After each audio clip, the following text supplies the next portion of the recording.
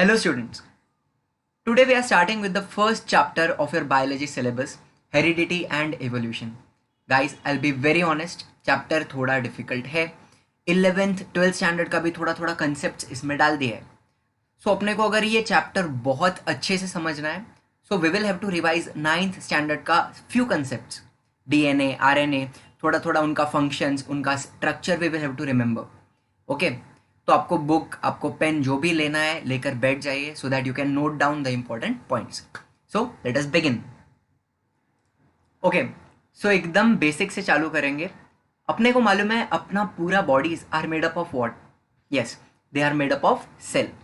अभी सेल के अंदर we know there is a controlling centre.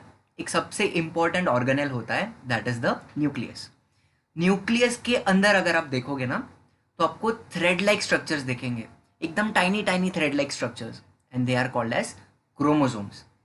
अभी इन क्रोमोसोम्स को हम लोग ने थ्रेड का जो रोल होता है ना घर पे सिलाई करने के लिए, उस थ्रेड के रोल के साथ हम लोग ने कंपेयर किया है.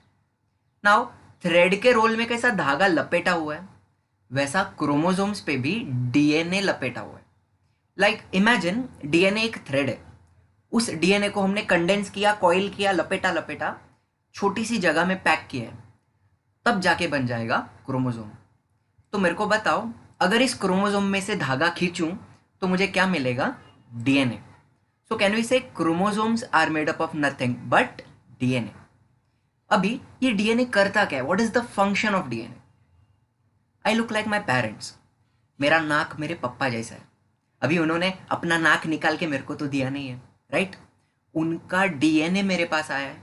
मेरा हेयर मेरे मम्मी जैसा है. तो कैसे हुआ? मम्मी का डीएनए मेरे पास आया होगा. तो can we say DNA will control the characters of my body. मेरा हाइट, मेरा skin colour, hair, eye colour, everything is controlled by DNA. But एक सरप्राइजिंग बात, समझो ये डीएनए है. DNA is very very very long, बहुत लंबा होता है डीएनए. लेकिन पूरा डीएनए काम करेगा नहीं. डीएनए के ऊपर there are specific parts, specific segments होते हैं, फ्रैगमेंट्स होते हैं, और उन छोटे छोटे पार्ट्स को हम बोलते हैं जीन्स. क्या बोलेंगे? जीन्स. एंड ये gene they will control the characters. For example यहाँ पे एक जो हाईलाइटेड पार्ट दिख रहा है छोटा, that is the gene which controls my height. तो उसके बाजू में कहीं पे एक छोटा और एक जीन होगा जो मेरा आई कलर कंट्रोल करेगा. उसके बाजू में एक और छोटा जीन होगा जो मेरा स्किन कलर कंट्रोल करेगा. तो वैसा पूरे डीएनए पे छोटा छोटा छोटा छोटा जीन्स प्रेजेंट है, and they are going to control the characters of my body. Easy? Can we go ahead थोड़ा? Let's see. ओके, सो यहां पे अपने को क्या ऑब्जर्व कर सकते हैं हम? एक हाथी का, एलिफेंट का बेबी है. इसका आइस दिख रहा है, इसका ट्रंक दिख रहा है, इसका नोज है, इसका ईयर है, इसका हेयर है. ये सारी चीजें हम देख पा रहे हैं. सो एनी डिटेक्टेबल फीचर जो आपको दिखता है is called as a character. यहां पे अपने को क्या दिख रहा है? हाइट ऑब्जर्व कर सकते हैं हम, लेकिन some people can be very very tall, जो यहाँ पे दिख रहा है, and some people can be very very short also. कुछ लोग मीडियम भी होते हैं. तो हाइट का भी बहुत सारा पॉसिबिलिटीज मिलेगा अपने को. सिमिलरली यहाँ पे can you observe skin colour? Dark skin भी हो सकता है, फेयर स्किन भी हो सकता है. तो बहुत सारे पॉसिबिलिटीज इसमें भी मिलेंगे. हेयर का टेक्सचर कर्ली भी हो सकता है, स्ट्रेट भी हो सकता है, वेवी भी होता है किसी किसी का, इसमें भी पॉसिबिलिटीज हैं. आईज का कलर भी बहुत वैरायटी में आएगा. ब्राउन होता है, ब्लैक होता है, ब्लू होता है, ग्रीन भी होता है, हेजल भी होता है. बहुत सारी पॉसिबिलिटी है. फिर यहाँ पे अपने को क्या दिख रहा है? नेचर भी एक चीज़ होती है. कुछ लोग बहुत शॉर्ट टेम्पर्ड होते हैं, उनको गुस्सा बहुत जल्दी आ सकता है. लेकिन कुछ लोग बहुत काम होते हैं, उनको ट्रिगर करना इजी नहीं होता. कैन वी से ये भी एक कैरेक्टर है बॉडी का, बराबर है? तो यहां तक हमने जो देखा, इसका पॉइंट क्या है? Listen, the different possibilities of a character are called as traits. Let's say height character है, बराबर है? लेकिन हाइट का पॉसिबिलिटी क्या है? टॉलनेस है और शॉर्टनेस है. Tallness is a trait, shortness is a trait. नहीं समझा? वैसा स्किन कलर, स्किन कलर एक कैरेक्टर है, लेकिन dark skin is a trait, fair skin is a trait. वैसा आई का colour is a character, blue eyes is a trait, brown eyes trait. So different possibilities of a character is called as trait. अभी हमने पढ़ा traits physical भी हो सकती हैं जो मुझे बाहर से दिखेंगी, लेकिन ट्रेट्स मेंटल भी हो सकती हैं, such as the nature and personality. And lastly, all of these traits are controlled by the genes. Genes क्या होते हैं? They are the short segments present in the DNA. Easy? तो चलो देखते हैं आगे. ये एक क्रोमोसोम है. अभी यहां पे आपको क्रोमोसोम का दो पार्ट्स दिख रहा है. ये जो दोनों पार्ट्स है ना, they are called as sister chromatids. ये अपने को याद रखना है, बहुत इंपॉर्टेंट है. What are the two parts called as sister chromatids? अभी मुझे एक बात बताओ, हमने बोला chromosomes are made up of DNA, right? DNA का small fragments are called as gene. एक और बार, क्रोमोसोम किससे बना? डीएनए. डीएनए का पार्ट्स को क्या बोलेंगे? जीन. तो कैन वी से पूरे क्रोमोसोम पे बहुत सारा छोटा छोटा छोटा छोटा जीन्स प्रेजेंट होगा, राइट? एक और सरप्राइजिंग बात, लिसन अप. क्रोमोसोम कभी अकेला नहीं आता है. They are always present in pairs, जोड़ी में आते हैं. तो chromosomes are always present in pair and such a pair is called as homologous chromosomes. ये भी बहुत इंपॉर्टेंट पॉइंट है. इस पेयर को हम क्या बोलेंगे? Homologous chromosomes. अब मुझे बताओ, क्रोमोसोम्स पे जीन्स था, can you see the genes? लेकिन क्रोमोसोम भी पेयर में है, तो कैन वी से जीन्स भी पेयर में आते हैं. मतलब क्या? ये वाले क्रोमोसोम पे अगर हाइट का जीन है, तो ये वाले क्रोमोसोम पे भी हाइट का जीन है, जीन जोड़ी में आ गए. वैसे ही ये वाले क्रोमोसोम पे अगर स्किन कलर का जीन है, तो यहां पे भी स्किन कलर का जीन होगा. तो can we say genes are also going to be present in pairs and one character will be controlled by two genes. Are you following? हर एक कैरेक्टर का कितना जीन है? 2. And this pair of genes is called as alleles. ये भी याद रखना है, क्या बोलेंगे? अलील्स. तो अपने को 3 चीज समझा. What are sister chromatids, what are homologous chromosomes and what are alleles. चलो लेट्स गो अहेड. अपने बॉडी में there are trillions of cells and हर एक सेल में डीएनए प्रेजेंट है, राइट? अभी मेरे को एक बात बताओ, अगर हर एक सेल में डीएनए प्रेजेंट है, तो हर एक सेल में क्रोमोसोम्स भी प्रेजेंट होगा. हर एक सेल में ट्रिलियंस ऑफ सेल है ना, हर एक सेल में क्रोमोसोम है. कितना है? अपने एक सेल में, ह्यूमंस में, in one cell there are 46 chromosomes present. Now हमने बोला क्रोमोसोम्स पेयर में आते हैं, जोड़ी में आते हैं. तो टोटल 46 क्रोमोसोम है, उनका कितना पेयर्स बनेगा? उसका हाफ हो जाएगा, तो 23 पेयर्स बनेंगे. यहां पे in the image can you see pair number 1, pair number 2, pair number 3, 4, 5, 6, 7. ऐसा टोटल कितना पेयर्स बन गया है? 23 पेयर्स. ओके, तो यहां तक का स्टोरी एक बार फटाक से रिकैप कर लेते हैं, समझ लेते हैं what we have studied so far. We said chromosomes are made up of DNA. DNA was like a thread. उसको कंडेंस किया, कॉइल किया, लपेटा, एंड क्या बन गया? क्रोमोसोम. फिर हमने बोला the functional segments of DNA are called as genes. DNA तो बहुत लंबा है, लेकिन उस बड़े डीएनए पे बहुत सारे छोटे छोटे छोटे छोटे जीन्स प्रेजेंट हैं.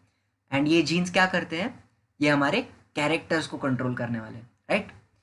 फिर हमने बोला क्रोमोसोम अकेला नहीं आता है, chromosomes are always present in a pair, and उस पेयर को हमने बोला होमोलोगस क्रोमोसोम्स. ओके, क्रोमोसोम पे जीन्स प्रेजेंट है. अभी क्रोमोसोम पेयर में है, तो हमने बोला genes are also present in pair, and that pair, उसको हमने नाम दिया अलील्स. एंड लास्टली हमने बोला इंसान के हर एक सेल में क्रोमोसोम्स प्रेजेंट हैं. कितने प्रेजेंट हैं? 46 क्रोमोसोम्स. ओके, तो again a very very important topic, the structure of DNA. अगर ये आपको अभी समझ जाता है, तो इसके आगे का topic will be very easy. So let us start. अभी यहाँ पे जो डीएनए दिख रहा है, it is a twisted molecule. ऐसा गोल घूम रहा है वो, राइट? इसको अगर मैंने एकदम सीधा खींचा, टाइट पकड़ा, will it look like a ladder, एक सीढ़ी बन जाएगा जिसकी दो साइड्स होती हैं एंड बीच में स्टेप्स होते हैं, राइट। अभी एक नया बात, लिसन अप। डीएनए का जो मॉलिक्यूल है, it is made up of 3 chemicals. Number 1, pentose sugar, याद रखना है, come on, pentose sugar. Number 2, phosphate, इसको हम फॉस्फरिक एसिड भी बोल सकते हैं। तो pentose sugar, phosphate and the third one is nitrogen bases. Pentose sugar, phosphate, nitrogen base, 3 basic chemical हो गया।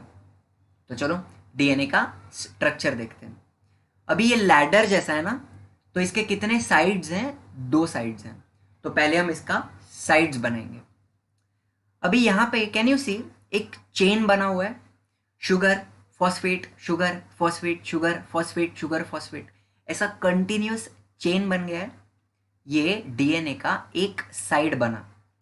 तो can we say the DNA backbone is made up of pentose sugar and phosphoric acid, मतलब phosphate. तो ये एक side बना sugar phosphate का। तो ऐसा ही इसका सामने वाला साइड भी शुगर फॉस्फेट का बना होगा। तो वो कैसा दिखेगा? Something like this. Again sugar phosphate का चेन बन गया है, लेकिन कैन यू ऑब्जर्व जो लेफ्ट वाला साइड है उसका direction is upward direction and जो राइट वाला साइड है उसका डायरेक्शन इज डाउनवर्ड्स। तो कैन वी से जो दोनों साइड्स हैं they are opposite in direction, और इनको हम क्या बोलेंगे? They form 2 complementary strands. एक ऐसा जा रहा है, एक ऐसा जा रहा है। यहां तक इजी है। तो हमने 2 चीजों का यूज किया, we used sugar and we used phosphate.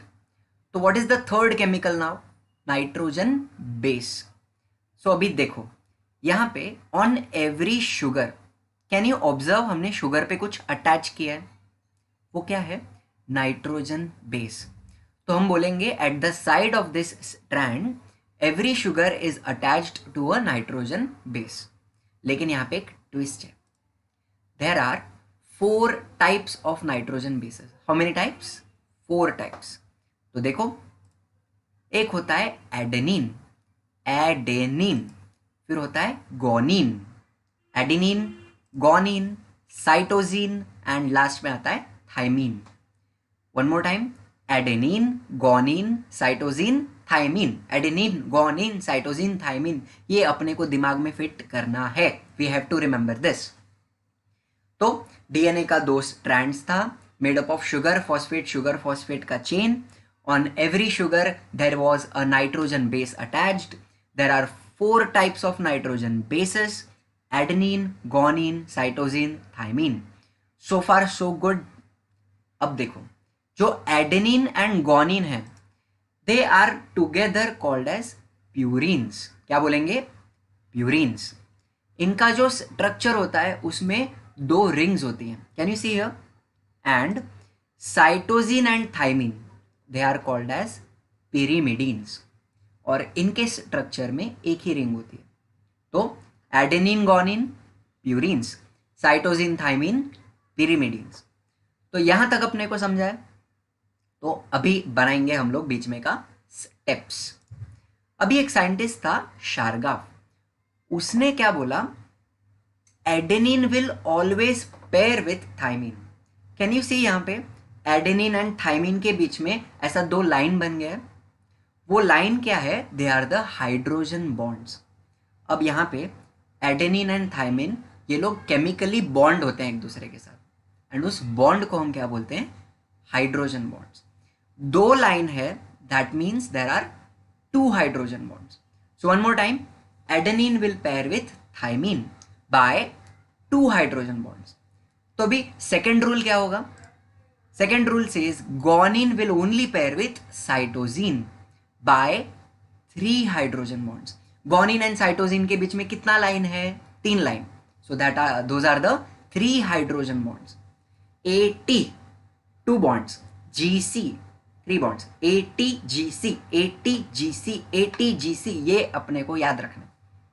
Easy? Can we go a little ahead? Now a very important point, sugar and nitrogen base, इनको अगर हम साथ में लें, that group is called as nucleoside. क्या बोलेंगे? न्यूक्लियोसाइड। अब इस न्यूक्लियोसाइड में अगर मैं फॉस्फेट भी ऐड करूं, मतलब sugar, nitrogen base and phosphate, ये तीनों एक साथ आ गए, इसको बोलेंगे न्यूक्लियोटाइड। क्या बोलेंगे? न्यूक्लियोटाइड। नाउ लिसन, इस न्यूक्लियोटाइड में एडेनिन है, तो can we call it adenine nucleotide. तो वैसे ही उसके नीचे गोनिन न्यूक्लियोटाइड बनेगा, उसके नीचे साइटोसिन न्यूक्लियोटाइड होगा, उसके नीचे थाइमीन न्यूक्लियोटाइड होगा। तो ऐसे कंटिन्यूअस न्यूक्लियोटाइड्स एक दूसरे के साथ ज्वाइंट हुए हैं।